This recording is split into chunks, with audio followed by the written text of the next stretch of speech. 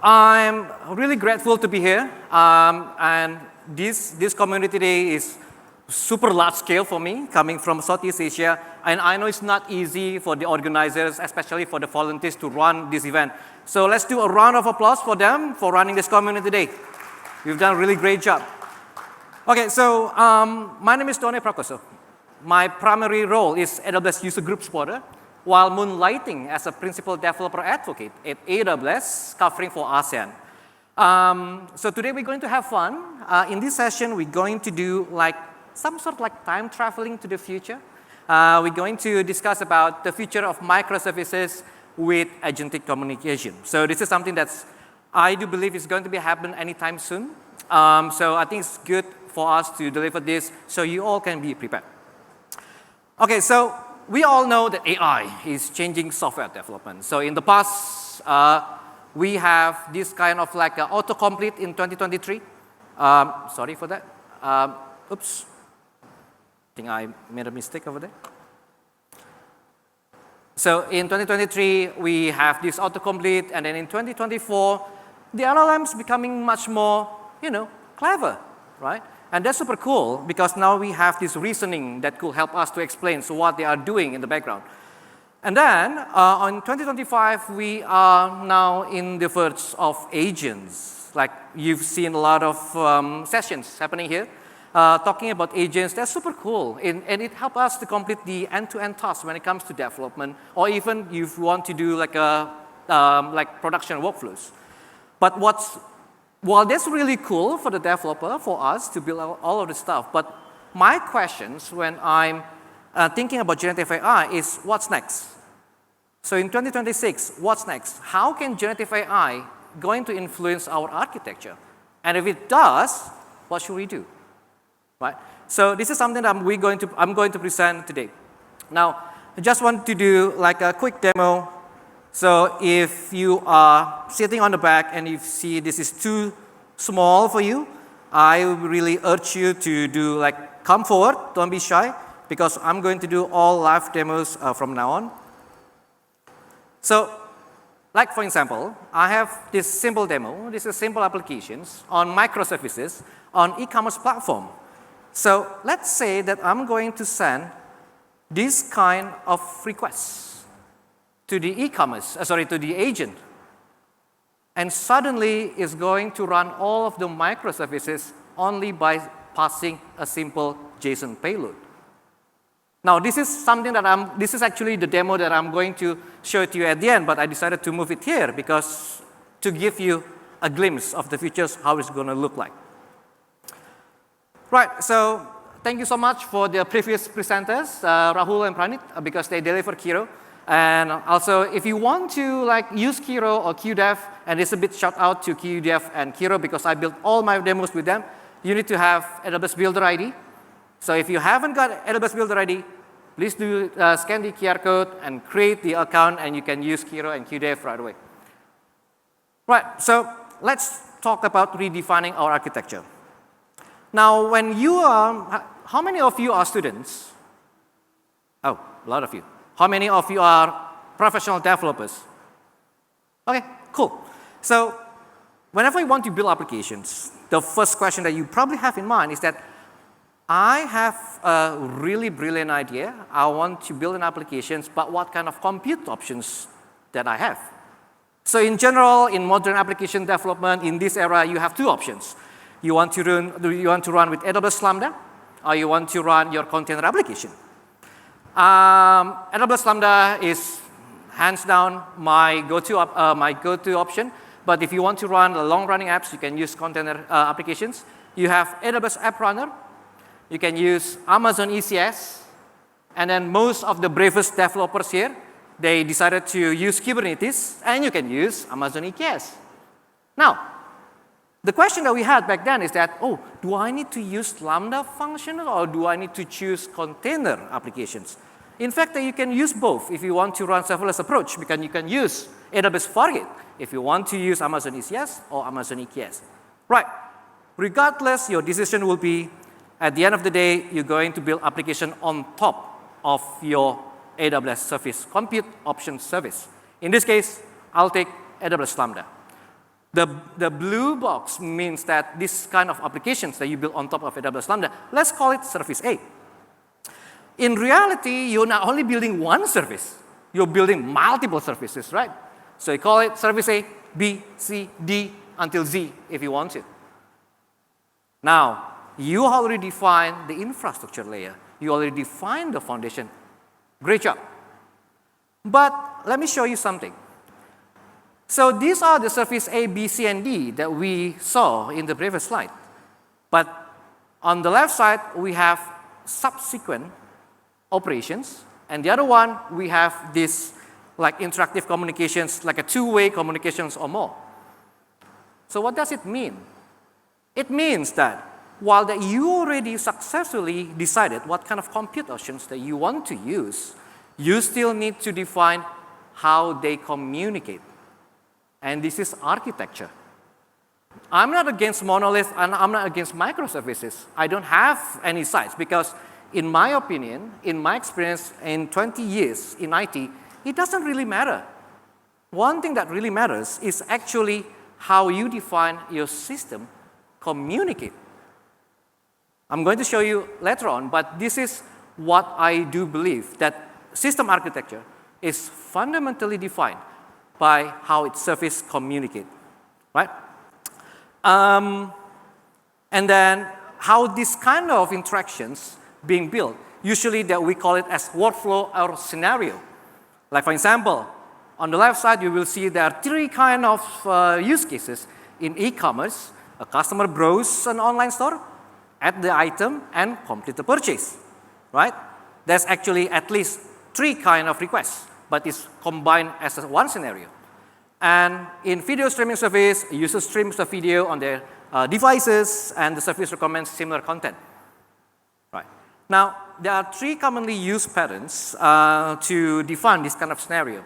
They are choreography and orchestration, which is part of asynchronous communication, and there's synchronous communications, which commonly used is synchronous request response. Right. And the implementations that we use the most is called APIs. So in APIs, we have a client to request, and then we have the responder. So it's going to get the request and going to respond back. Going to get the request, wait, process, and then respond back. So this is how it works. Now, I'm going to show you a demo about how this API works. Synchronous integration, scenario order and payment. We have Amazon API gateway. We have order service, which has like a three downstream services, right? Okay, so let's do the demo. Okay, so this is the synchronous API demo. I'm going to send a test request.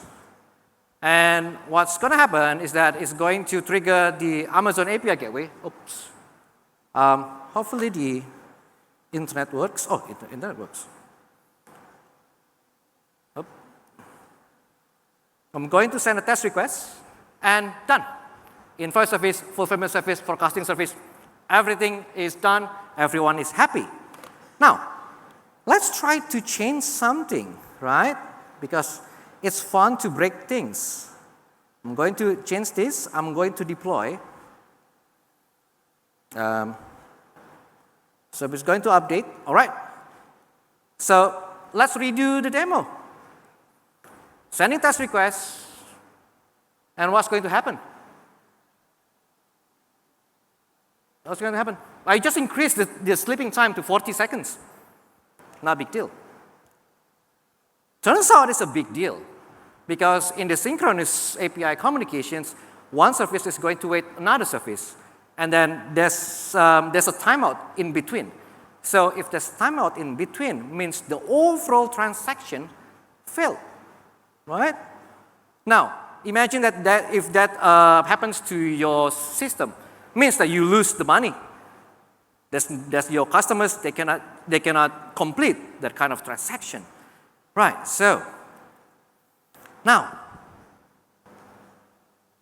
the other way around is to do build the asynchronous communications. We have a couple of options. We have queue.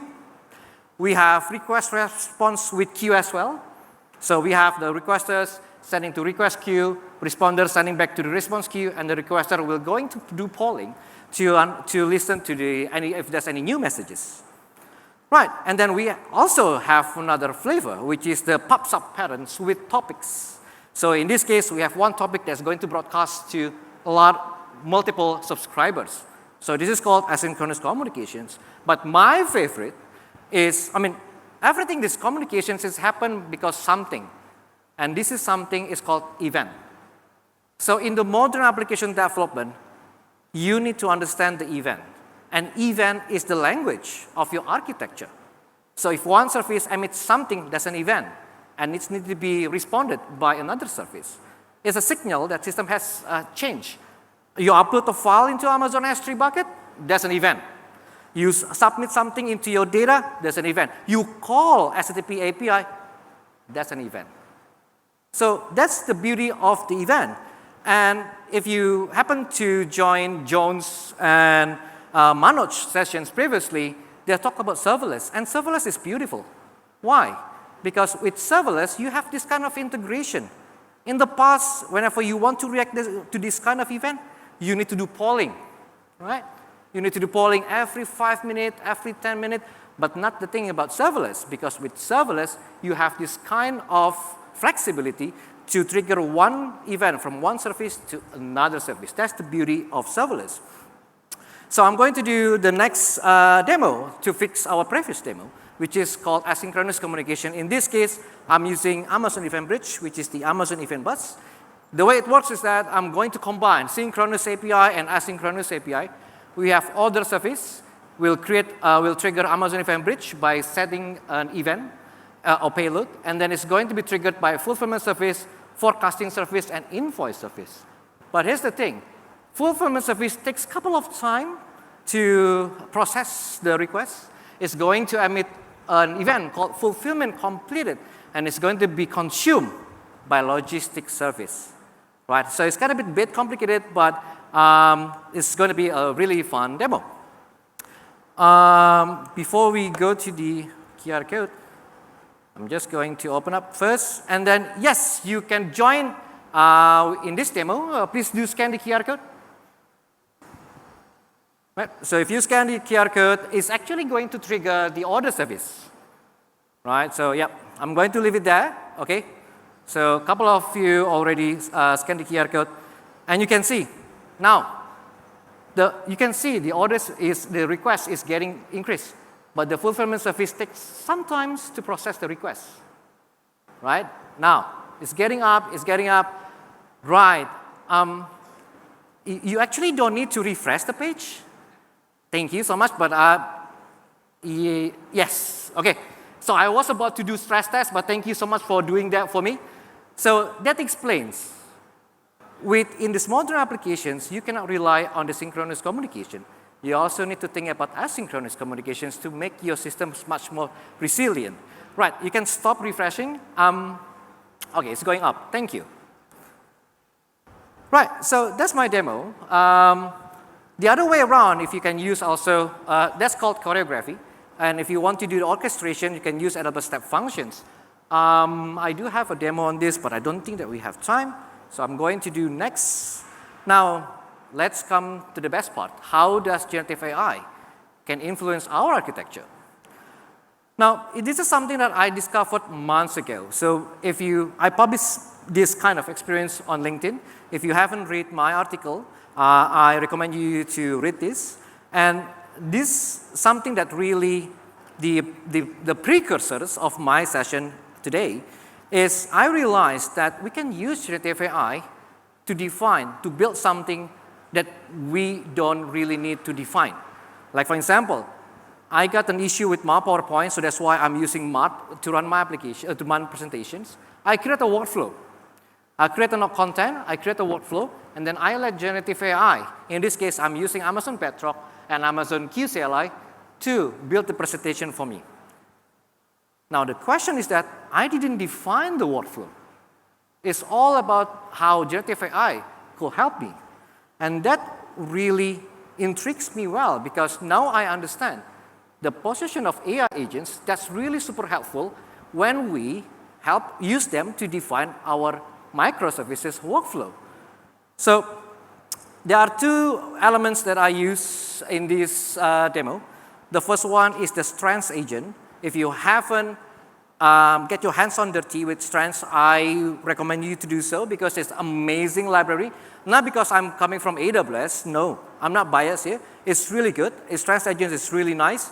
And the other one is the MCP. So anyone here knows about Strands? Raise your hand.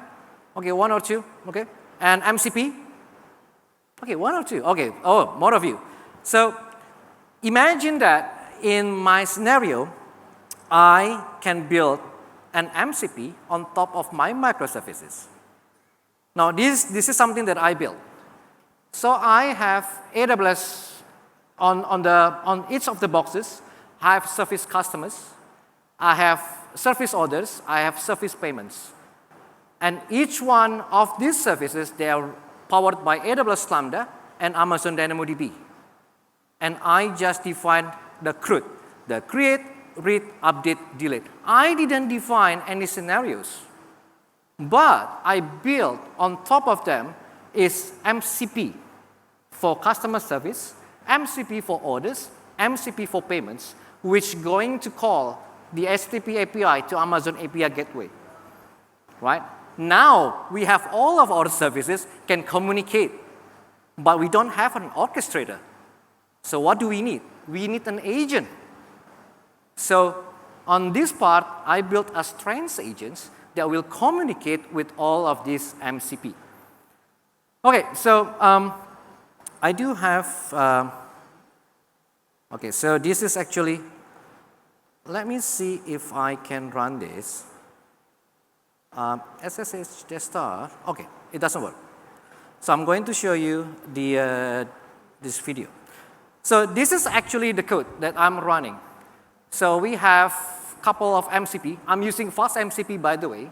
And we have MCP orders, payments, and customers. And we have service customers, service order, and service payments. Everything is just create, read, update, and delete, as you can see on the each folder, right? It's not really that rocket science. It's simple CRUD. Now, you can see all of these services, they have their own create, update, delete. And this MCP, in this case, it's MCP orders. I define the default API URL, which is I already deployed for my service. I have this JOT token and all. I create, you can see it's only create order. It's going to get order by ID. I didn't define any scenarios. Now, I have another MCP as well. This is for customers, and you can see everything is pretty much basic. But you will soon know that from this kind of simple updates, it actually can create something that's really powerful. In this case, it's orchestrating a couple of services. Now, oops, sorry. Yeah. So what I'm going to show you now is the agents. This is the agents. As you can see, I have these three MCP connecting via streamable SSTP. So they're now running on standard I/O. They're now running on SSC. They're running on SSTP. This is my query. Get me details, create an order, and then, the customer wants to refund. Right? So let's run the application. On the upper side, I have the couple of the MCPs. I have this one. I think this is MCP orders. This one is MCP payments, I believe, or customers. And this one is MCP payments. Everything is running on fast MCP, and they're running currently on localhost. Now, the next thing that I'm going to do in this demo is that I'm going to run these agents run by Strands. So this is going to be what is going to happen. First, let's get the details for customer with ID customer 001. It's going to connect with the MCP for customers. And then it's going to connect with MCP for payments. In fact, it understands that my payload was wrong and is trying to fix the JSON payload. And then it's going to set the payment status to complete, and it's going to create the second order based on my prompt. And it's going to update the payment status, and it's going to update the second payment status, and later on, you will see that it successfully processed the payment for both orders, from pending, processing, to completed, right? So that's really cool. But now we're going to refund the payment. So these agents can connect to these MCPs to understand and how to implement the edge scenarios, even that we didn't define any scenarios. And this is powerful. Why? Because in microservices world, in distributed system, in modular application development, if you want to define everything properly, you need to define the scenarios. I didn't define any refund scenarios.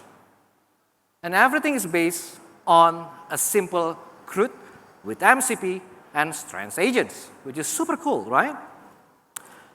Right, so next one. Now, if you want to run this in production, you can use Amazon Bedrock Agent Core. It is amazing. AWS is the software engineers, they're really visionary. And with Bedrock Agent Core means that you can deploy the agents and MCP in production mode. That's really cool. And it has like a seven modules. If you want to use or host your MCP, you can use Agent Core Gateway. If you want to retain that kind of storage or memory, you can use Agent Core Memory. If you want to automate your browser, you can use Agent Core Browser. And something that I really like is that you have this observability or OLI, that you will understand what's happening under the hood. So if we map the architecture with Agent Core, it's going to be looks like this. So we use Agent Core Gateway to host all of our MCP.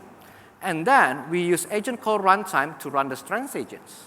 And by the way, if you're interested in Agent Core, I really recommend you to connect with Vivek Raja. I think he delivered really good sessions on Agent Core. Now, so what's next, right? Now, to support business, you need to build system. To build system, you can use generative AI, for sure. Now, what I see in the future is that the future is bright for us developers. Why? Because foundational skills, they remains critical. You still need to know about the distributed system principles. You also need to know about, for example, how to throttle the APIs. Because when agents and MCP is going to connect with your APIs, it's not going to run only one request. It's probably multiple requests. So you need to understand how to use the usage plans. Idempotency is something that's really crucial. I think Manoj delivered this brilliantly in his session. It prevents duplications from the APIs. So exactly once. And then deterministic inputs is something that you also need to understand. And then lastly is service discovery and registry in the future will be reinvented. So I'm going to close this session with two key takeaways. The future of microservices is not just about better APIs.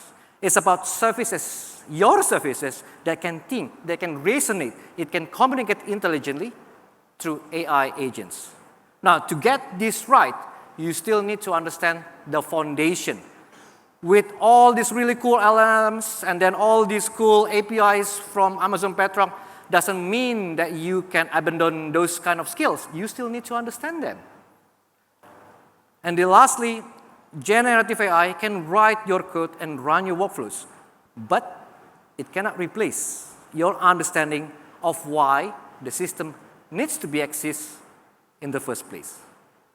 Okay, so that's all for me. Thank you so much. I do have a survey. If you have any feedback and if you have any questions, please catch me off the stage. Thank you.